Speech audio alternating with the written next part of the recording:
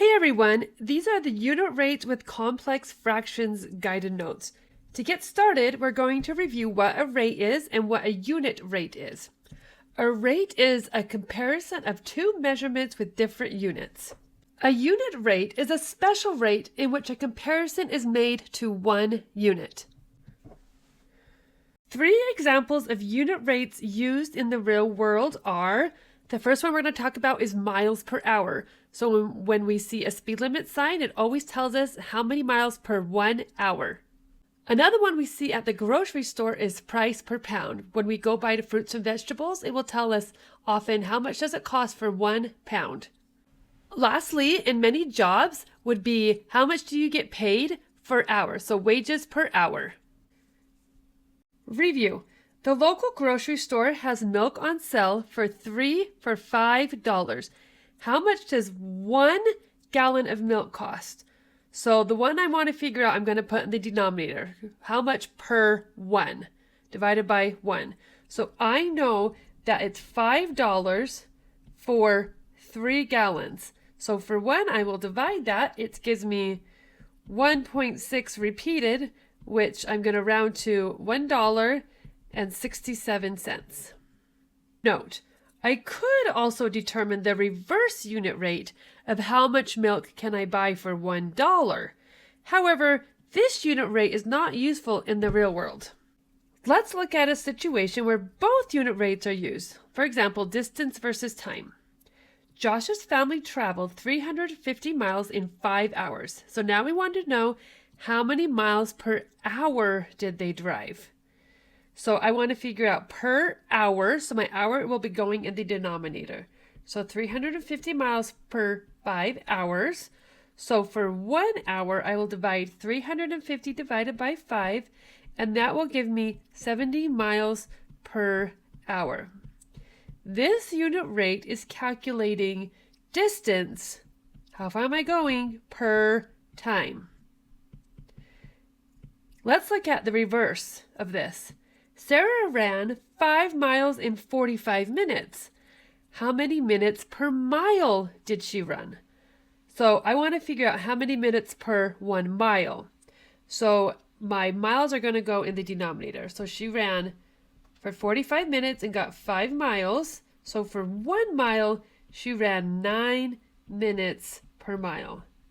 So this is an example of when we are calculating time per distance. There are always two unit rates per situation. Sometimes they are both useful. Sometimes only one will make sense in context. You need to determine which unit rate would be most useful according to the context. Calculate the unit rate that is most useful for each scenario. So the first one says, you can buy sod at the nursery for $5 per square feet. Let's write down our two unit rate possibilities.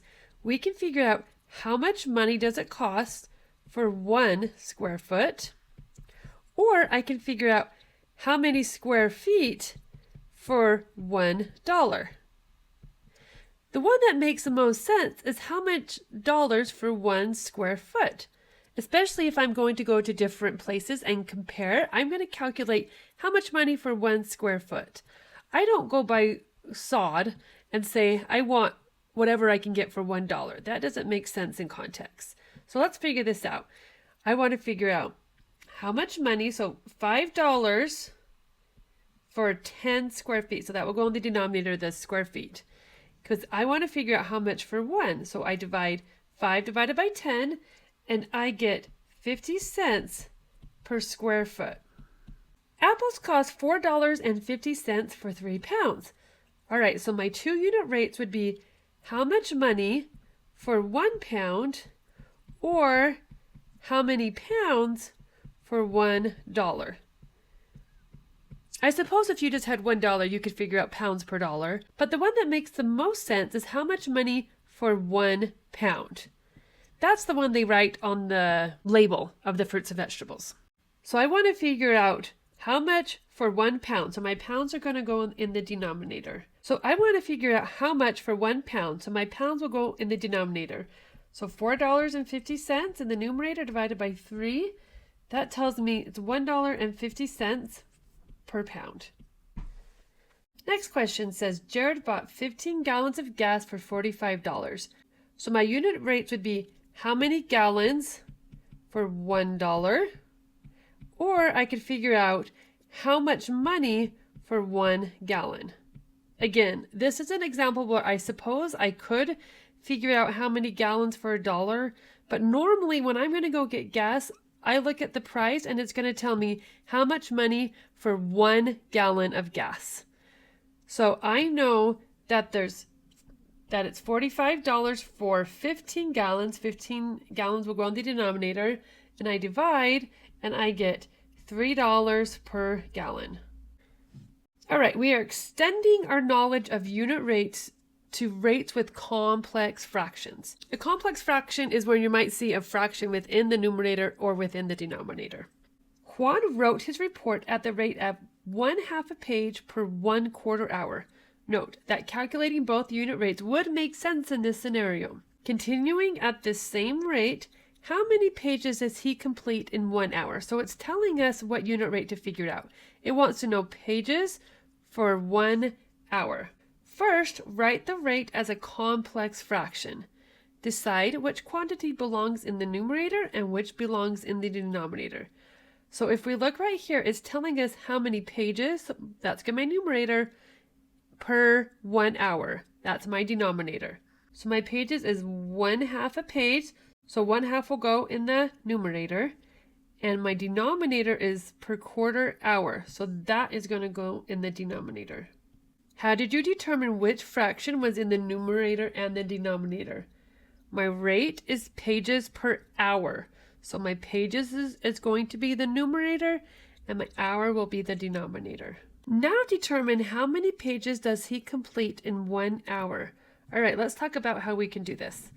So I have 1/2 divided by 1/4.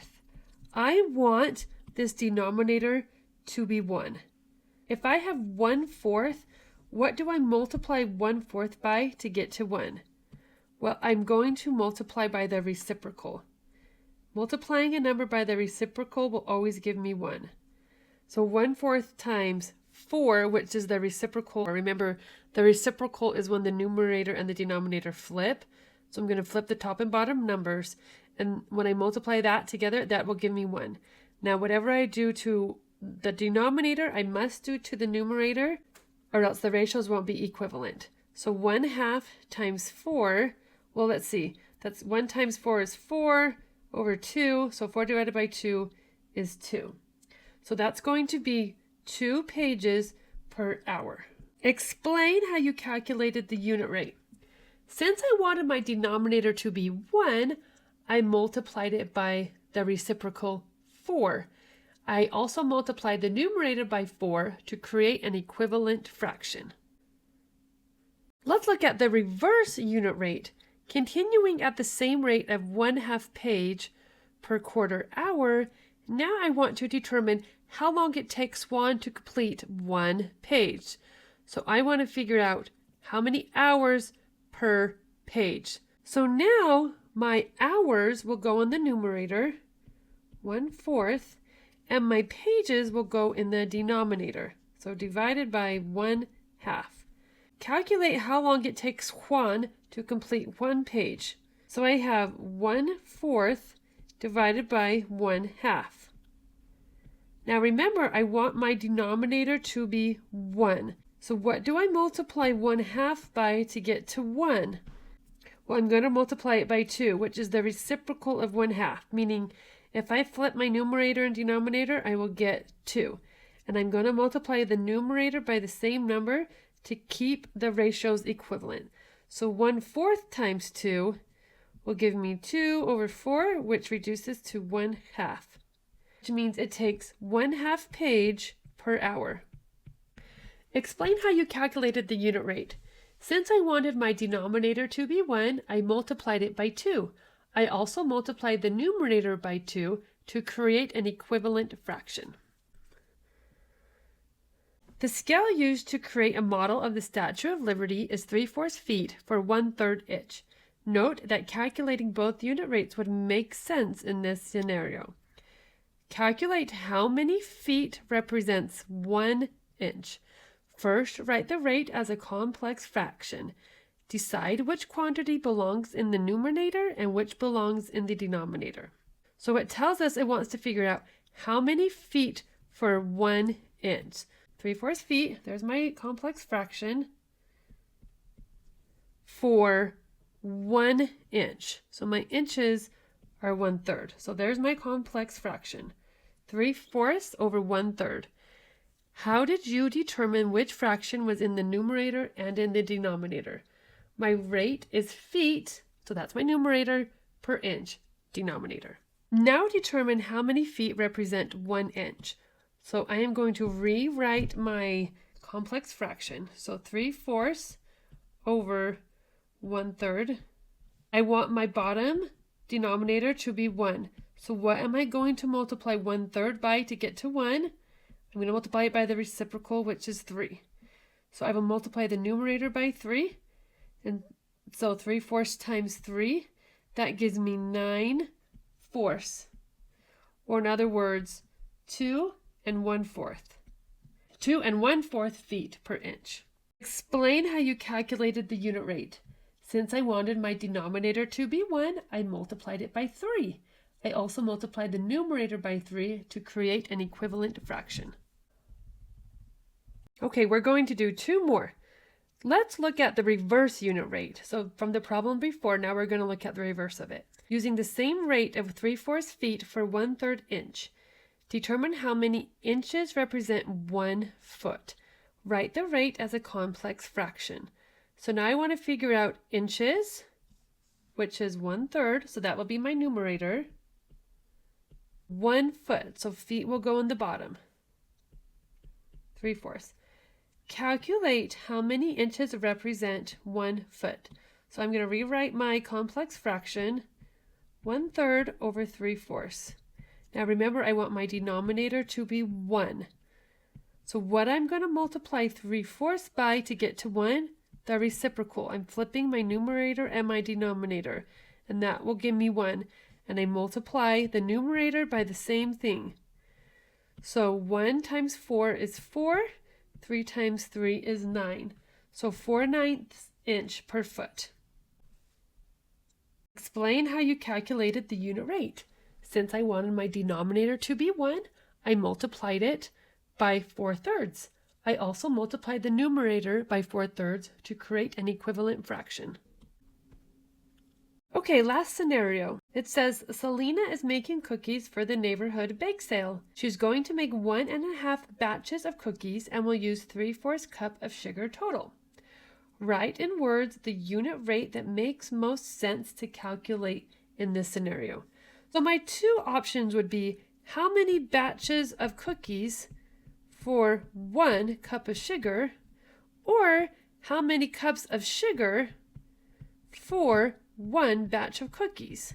This batches for 1 cup of sugar doesn't really make sense. That's not how I cook. I cook how many cups for 1 batch. So this is the one that makes the most sense. Write your rate as a complex fraction. I want to know cups of sugar. My cups of sugar is 3/4, so that will be in my numerator. So 3/4 right here per batch. So 1.5 batches. How did you determine which fraction was in the numerator and in the denominator? My rate is cups, my numerator, per batch, denominator. Calculate your unit rate. I'm going to do this off to the side here, and I'm going to make my work really neat so I don't get confused. My numerator is 3/4. My denominator is 1 1/2. I'm going to change my denominator to an improper fraction here. So that's going to give me 3/2. If you don't remember how to do that, it's going to be 2 times 1 and then plus 1. So 2 times 1 is 2 plus 1 is 3, and then I keep my denominator the same. Now I want my denominator to be 1. I want to figure out how many cups of sugar for 1 batch. So what do I multiply my denominator by? I'm going to multiply it by the reciprocal, which is 2/3. Remember, I flipped the top and the bottom. Going to multiply the numerator by the same number. So 3 times 2 is 6, 4 times 3 is 12. So 6/12, which reduces to 1/2. So 1/2 cup of sugar per batch. Lastly, it says explain how you calculated the unit rate. Since I wanted my denominator to be 1, I multiplied it by 2/3. I also multiplied the numerator by 2/3 to create an equivalent fraction. Okay, everybody, that's it for today. Have a good one.